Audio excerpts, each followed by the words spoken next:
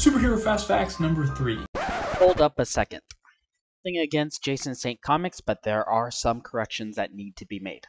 When Daredevil is submerged underwater, the only way he can determine direction is by the pressure in his eardrums. Mistake!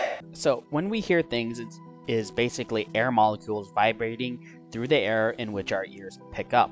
But here's the thing, the wave of sound doesn't always need to travel through the air. In fact, the more dense a material is, the faster the sound will travel, because there's less empty space in between the molecules. And because water is 800 times more dense than air, water is an excellent conductor of sound, 4.3 times better than air. This is why sea mammals like dolphins and whales use it to navigate and find food. And because Daredevil's power set includes super hearing and super sensory system, basically echolocation, he would be able to quote-unquote see better underwater. He wouldn't need to just rely on the pressure of his eardrums. Diving into deep bodies of water is essentially a sensory deprivation tank where he can't breathe.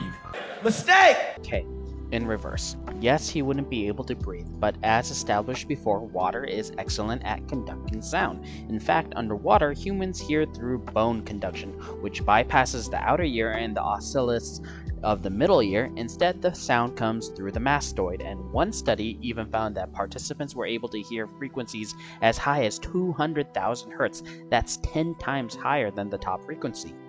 Also, sensory deprivation tanks don't stop you from sensing things. It reduces the stimuli your various senses take in. You'll still hear, feel, and see things, but everything you'll hear, see, feel is the absolute minimum. So, Daredevil with his superpowers wouldn't feel like he's experiencing the minimum.